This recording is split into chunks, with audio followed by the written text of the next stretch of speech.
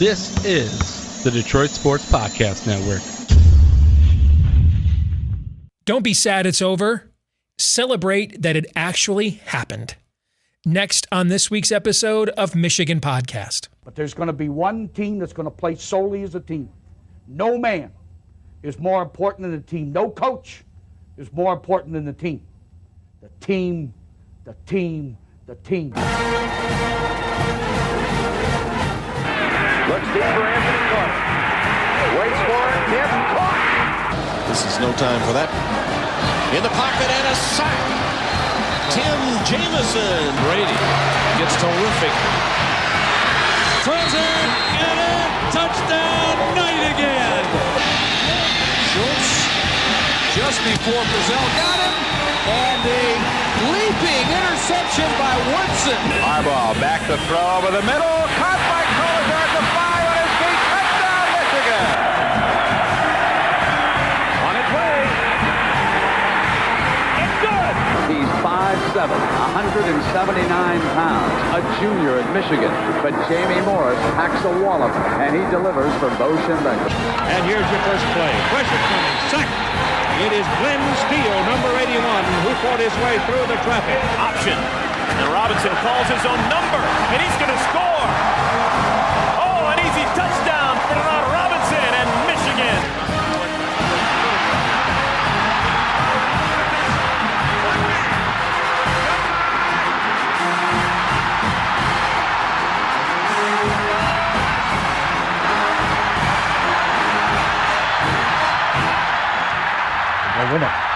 We're going to win the championship again because we're going to play as a team. And when we play as a team and the old season is over, you and I know it's going to be Michigan again. Michigan.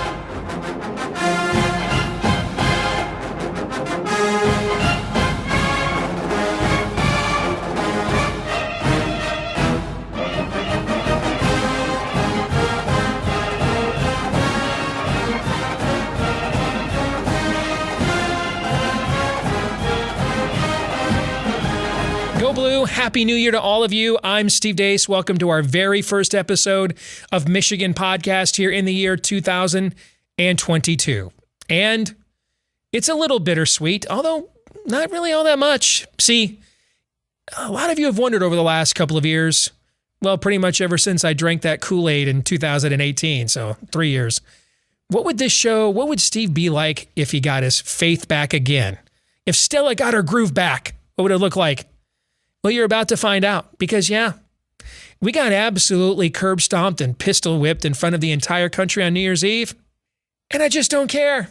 I mean, don't get me wrong. It was disappointing to watch, and it's not how I anticipated this season was going to end. But you have to think about what this season overall was. And I'm still on a bit of a maize and blue sugar high here because this season did something that I had feared was never going to happen again. And this season restored my faith as a fan. It made this fun again. And what's weird too is I didn't even get there this season until really late. It wasn't really until after the Penn State win. So, I mean, we were almost all the way through this season before I even got to that point. And it's because of how cynical and bitter I'll own it. I was owning it at the time I was those things. As I kept trying to tell you, I was broken as a Michigan fan. And the last few years had taken something that had brought so much joyful escape to my life. And it just felt like that was irrevocably broken. And it was never coming back again. So you'll have to excuse me. I can feign some crushing level of disappointment and frustration, but I'm really not. I mean, I wish we would have won. I seriously thought we had a chance to win. But in the end, we lost to a team that until the final week of the season was being debated about where it ranked in terms of historically great defenses, had absolutely curb stomped and pistol whipped every team, and what we all understand, even if we don't want to admit it, is the best conference in college football. And except for one game, looked like the unquestioned number one team in the country. And it looks like we just played them at the bad time there. I mean, it was going to go one of two ways with Georgia. Either they were going to show they had a glass jaw, or they were going to come back pissed. Unfortunately for the good guys, it was the latter, and the most talented roster in college football unloaded. And then we played poorly on top of that. Now, I mean, if we played those guys 10 times and we played well 10 of those games, we're probably losing at least 7 of them anyway. But when you play poorly, and it looked like right from the start, we were pressing out of position, run fits were off. It looked like we kind of had lost some of our focus after the long layoff. And Georgia had a long layoff too, but they didn't spend as much of it getting individual accolades and awards and pats on the back like we did. In fact, they got a lot of it, Nakobe Dean won a big time award, but a lot of, they got a quarterback controversy. They got people questioning whether they were now the most overrated team all season long. There were a lot of people adding chips to those very broad shoulders of those 19 five-star prospects on the Georgia roster. That's right, I said they have it. 19 of them. 19 of them, guys. You only play 22 guys in a game, all right? Georgia's got 19 five-star prospects. So we played them at a bad time. We played our worst game of the year. We'd only played one bad half all season long. It was the second half against Rutgers.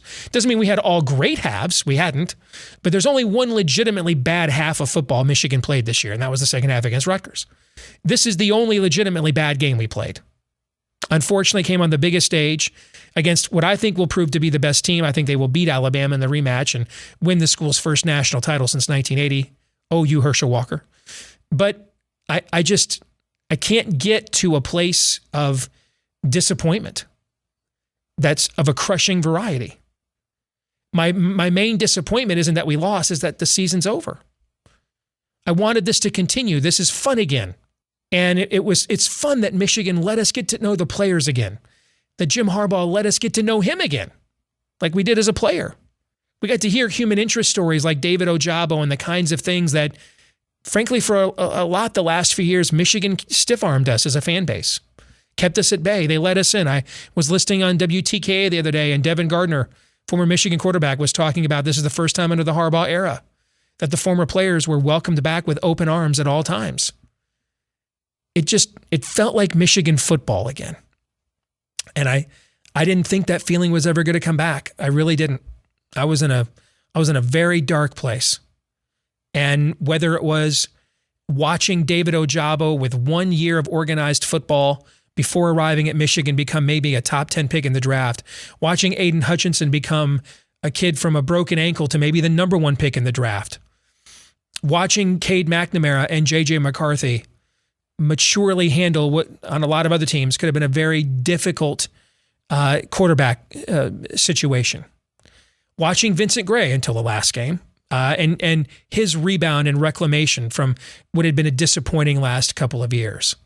I could go on and on. Watching the offensive line win the Joe Moore Award.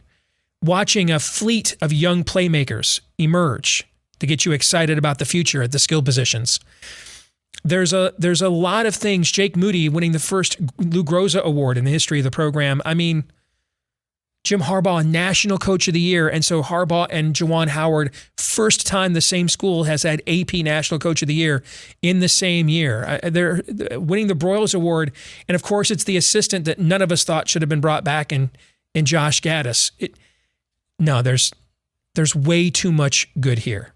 And way too much good happened. And there's way too much that set the future for more of this kind of good to be down and out after the season we had. This was an all-timer of a season. And that's why I don't think anybody should be disappointed that it's over. We should celebrate that it actually happened. Well, the calendar is about to turn to basketball season, and if you like sports handicapping and you like Michigan Podcast, a great way to marry those two is to support us on our Patreon at patreon.com/Michigan Podcast. College basketball last year, we were 59 games over 500. We hit 56% of the games in the NCAA tournament. We correctly advised you to take Baylor at 6-1 to win the NCAA tournament, which they did. We had a very good college basketball season last year, especially down the stretch, and we're loaded for bear now for the new season as well. And yes, we'll continue on with our football handicapping as well. So make sure you support us, just $5 a month. Who knows, it might win you some money when you go to patreon.com/Michigan Podcast. Time now for the 10-minute war here on our first episode of 2022 on Michigan Podcast. And we are joined by our good friend and perhaps the one and only reasonable bucknut out there. Mark Rogers has himself a fantastic channel here on YouTube, the voice of college football. Good to see you, my friend. Happy New Year to you. How are you? Happy New Year, Steve. Good to see you. Yeah, I'm doing well. Well, Mark, we laid out at the top of the show, next week we're going to get more into what I think Michigan can do to take the final step now as a program, now that kind of Harbaugh has taken the next step. And then Georgia showed there is still a final step that a program like Michigan has to take. We'll get into what I think Michigan needs to do for the future next week. This week, though, our theme is, hey, don't be sad that it's over. Be happy that it actually happened. So let's look at this season as a whole. And I go back to, I think, the very first conversations you and I had about this all throughout the offseason, that I told you that I thought this season would either be Jim Harbaugh's National Coach of the Year or fired. You remember me saying that? That with all the new plate pieces and everything, that either this was all going to hit at once or it wasn't going to land, and either he was going to pull off the Brian Kelly, and that's the only coach I can think of that reinvented himself this deep into a career with a new staff, and it didn't signal that he was canned next. It worked for Brian Kelly. If you look at Notre Dame, had 5 straight double-digit win seasons after that, first time in school history, and now it has worked for Jim Harbaugh. Just your thoughts on this season as a whole and what it means for the Michigan program. Well, it's an overwhelming success because the Ohio State factory was a juggernaut coming into this season and had everything working its way, going its way from what was happening on the field to recruiting to the psychology. And Michigan somehow turned that around and made it all work. And many of us, including myself, had kind of questioned, as the success and the wins were piling up throughout the season, how much of it was real because of the backloaded schedule. And then we got our answer, most notably in Ann Arbor on that final weekend of the season, and then to emphatically be able to bounce back. So this is key right here to stage what was the most monumental win for this program in how long? I don't know. I'd let you fill in the blank, 15 to 20 years at least, and then be able to bounce back the following week.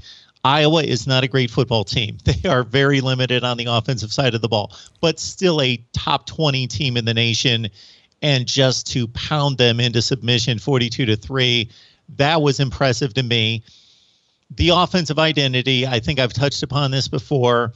I am just impressed with how they were able to keep the old and add the new, keep the Jim Harbaugh identity, the Michigan identity, and be able to update it and complement it with explosive plays downfield, with gimmicky type plays, but not turn the offense into that, maintain the Michigan consistency of straight ahead, hard-nosed football on the offensive side.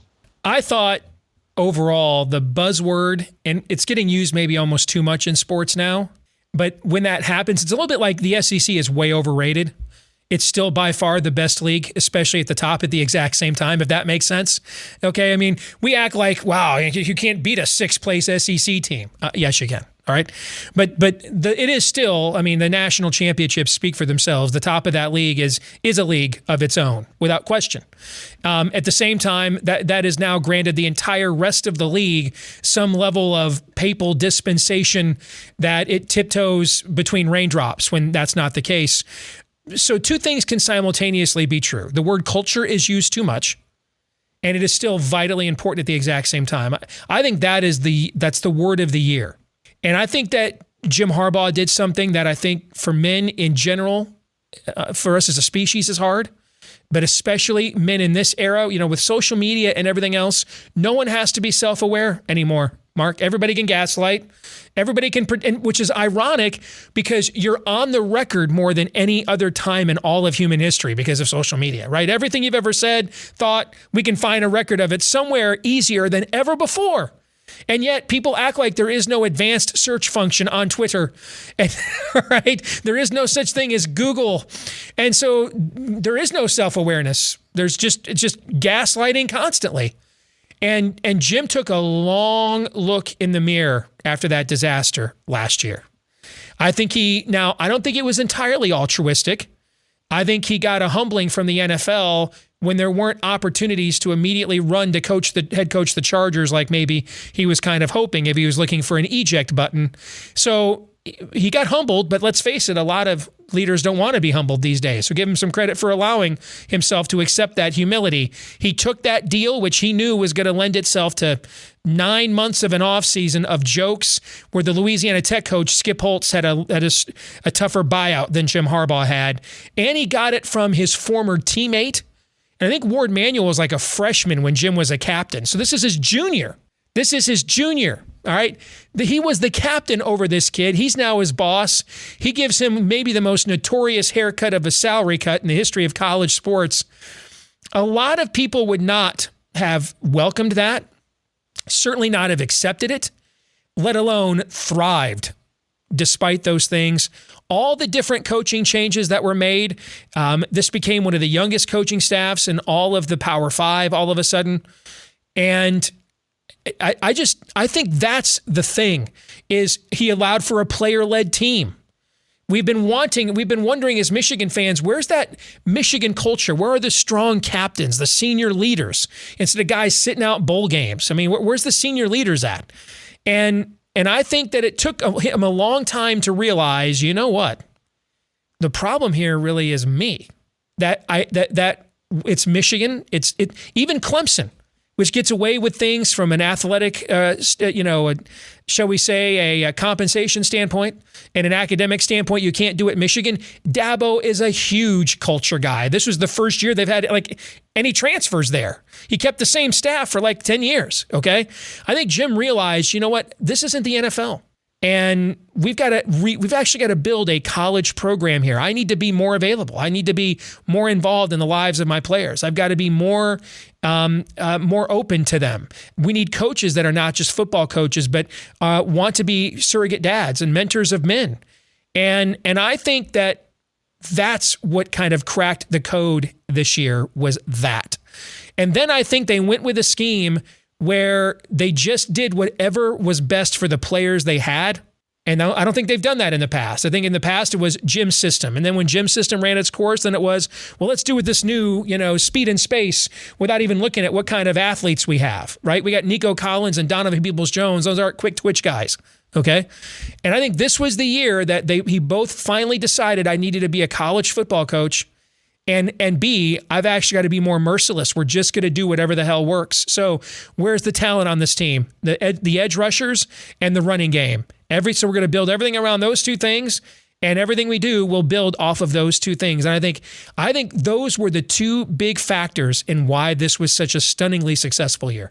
We're all familiar with the adage, pride comes before a fall, but few of us are familiar with a lot of adages that are from the Bible and elsewhere that tells us that humility comes before elevation and ascension and moving to successful places in our life.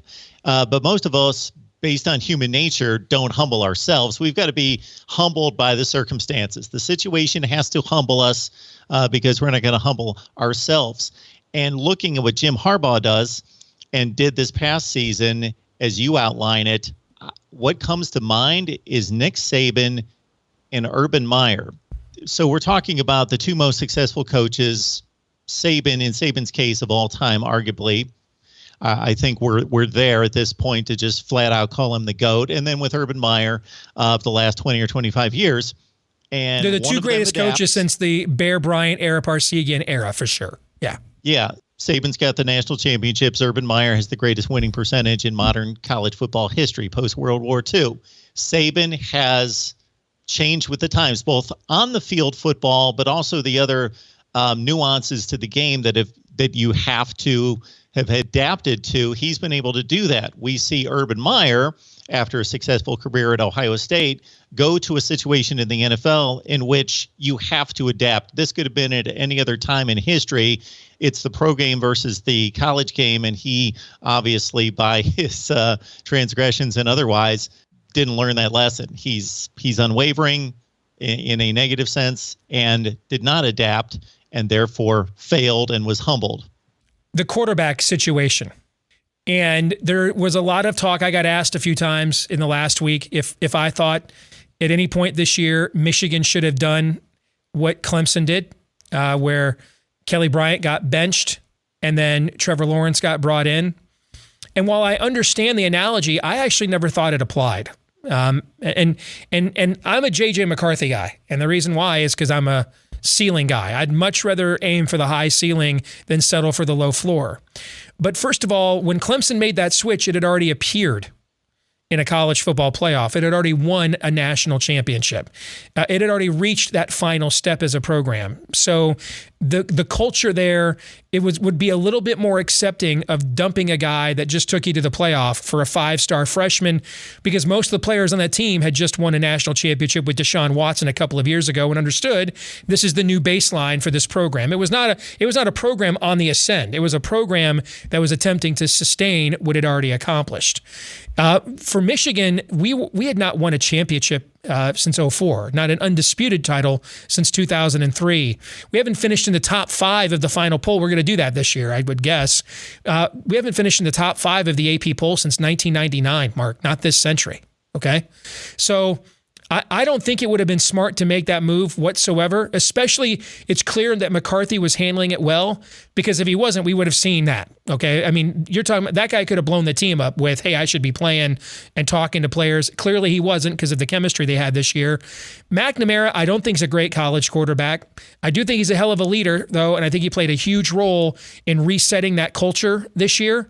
And I think that this was always a reset year. It was always about if they won enough games to get to next year, when they really thought that was going to be the year that they'd be able to compete for titles again. So I thought it was smart to ride this out with Cade McNamara till the end, because now if you do need to make a switch next year, you don't have a bunch of guys that McNamara and worked with to rebuild the program that are kind of splintering the locker room. I think we all saw on New Year's Eve that this program's gone as far as Cade McNamara can take it, and he had earned the right to see what him and his classmates, his upperclassmen classmates that rebuilt this culture, he earned the right to see it through with them, and I'm okay with it. What are your thoughts? I'm also okay with, and more than okay with, I'll go a little shy of brilliant move by Jim Harbaugh throughout the season to give that time to J.J. McCarthy. Like we talked about throughout the season, is he setting the stage to hand the reins to J.J. McCarthy? No, he never was. Of course, if McNamara would have given him reason to, he would have. But he gave him meaningful snaps in meaningful games, and so he knows what he's got to a certain extent. He's played enough, McCarthy has, against good opponents to show us what the floor is, and the floor is no less than what Cade McNamara is. So he was able to progress this team, satisfy J.J. McCarthy with some playing time in meaningful games against good opponents. He was able to keep it in Cade McNamara's hands, not upset the locker room situation, but then also set himself up to know what J.J. McCarthy's going to give him if he turns to him as a starting quarterback. So I think he checked all the boxes and made it all happen and balanced it all out just about as best as possibly could have happened. Before we let you go, let's talk about the Big Ten as a whole. And it was one hell of a season for the league overall. I mean, look at some of these numbers. Michigan had just its second 12-win season ever. Ohio State, I think, has had its 9th season of 11 wins or more in the last 10 years. Iowa, I believe, had only its 8th 10-win season ever. Minnesota had only its 4th 9-win or more season in the last 100 years. Purdue had its first 9-win season since 2003. That's almost 20 years ago.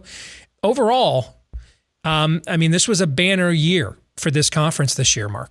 Great year for the conference. I'm big into sizing up the results and trying to make sense of it. And during the regular season, the SEC and the Big Ten's results on the field against non-conference competition was neck and neck. And so I was looking forward to the bowl season. And sure, we've got the opt-outs, and we have to try to weigh that into the evaluation, which is difficult. But the bowl season to try to match up these two conferences. Obviously, I've got a couple Big Ten friends who are a little bit too ardent in their support for the Big Ten to the degree that they're just flat out blind. And stating to me that the Big Ten is the best conference in the nation. Look at our bowl record, and this was early in the bowl season. Well, first and foremost, I said, hang on, put the brakes on. Let's see the better teams play.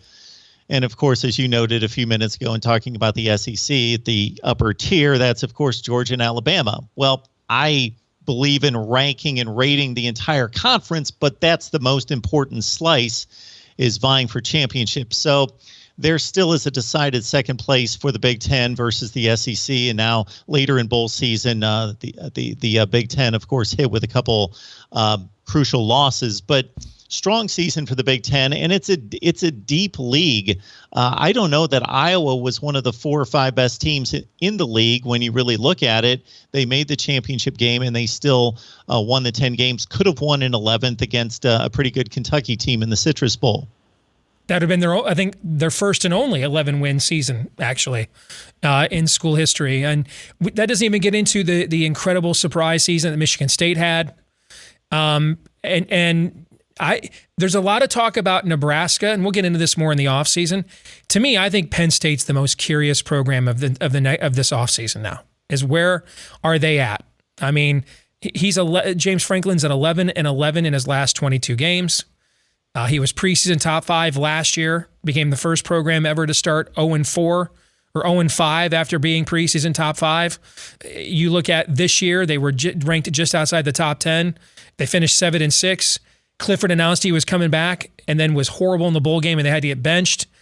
I don't know, man. It seems like it's a Michigan situation, except this time they gave the coach an incredibly obscene extension first. So he doesn't feel any pressure to be self-aware or look in the mirror or anything. He didn't get any humbling at all. That is going to be very fascinating to watch this offseason. I think Penn State more than any other program, in my view. It really is. I think that they were the best 7-5 team in America. Of course, 7-5 is not a great standard to have, but that defense was phenomenal. They from an athletic standpoint, they didn't necessarily live up to that billing each and every week, but most of the time they did, and they lose a ton of that NFL talent on defense. And man, they were really good on defense. James Franklin continues. I could dissect that Arkansas game. He continues to just make curious coaching calls. One in particular, I'll just bring this one up. The place kicker was handling the place kicking, the kickoff, and the punting. Okay, James Franklin wanted to relieve him of all 3 responsibilities. But instead of waiting to the offseason, I'm thinking at this point, you got 3 to 4 weeks off. You lead into a bowl game. You can have a conversation with him and say, get us through a bowl game. But no, he makes a decision to make that change prior to the bowl game, and they miss some field goals badly. It just doesn't make a whole lot of sense to me. Hey, there's a reason why when Georgia went up 14-0 the other night, I tweeted out, we really need James Franklin to call for a fake field goal right now. Okay, I'm feeling you. I know it's something else. So yeah, Penn State, I'm right there with you in terms of curious because they're still recruiting, they're still bringing in the talent. Yeah, but his last 2 classes have been dynamite. Yeah. 22 games is a large sample size. Yes, it is. It's not good. Yeah. I think he's on like his 4th or 5th offensive coordinator or something too. So, Mark, good to see you as always, brother. Happy New Year. We'll do it again soon. All right. Maybe as soon as next week. Take care, man. Thank you so much, Steve. You bet. This week's Twitter poll results. We asked you, which historic predecessor do you think best describes the 2021 Michigan football season, the 1969 breakthrough that signified the beginning of the Schembechler era for the next 30 years, and Michigan was among the leaders and best on a perennial basis. 52.8% of you think it's that. 47.2% of you think it's the Bob Timberlake 1964 outlier, where in the midst of Michigan's longest championship drought in the program's history until this past one, Michigan came out of nowhere to win the Big Ten title, finish in the top 5 that year, win the Rose Bowl, but then went back to a losing season the very next year. 47.2% of you think it is that. So here's hoping that it's more of the 1969 breakthrough variety. This week's feedback of the week from Subpar Takes. He writes, "This year felt like an important culture shift. Need to reload on defense, but I have very high expectations for this team next season," as you should. Offensively, from a skill position talent and an offensive line perspective, I think this is going to be the most talented offense that Michigan has returned in a given season.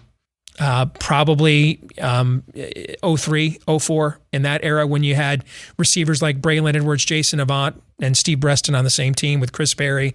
Now, I don't know that any of single players that good, but the collection of players, this is going to be the best collection of talent on offense we've had in a long time. And then if you look at the schedule we're playing next year, now the Big Ten hasn't finalized schedules yet. Several games have to be changed and switched because of the COVID year. So the conference schedule will be announced here in the next few weeks, it looks like. But if you look at the slate of teams, the teams aren't going to change. The dates and locations will in a couple of places. If you look at the slate of teams, this is the softest schedule I can ever remember Michigan playing in my history as a fan. Maybe they played some as soft. I don't believe they played any softer. And those first 3 non-conference games are all going to be name the score Saturdays.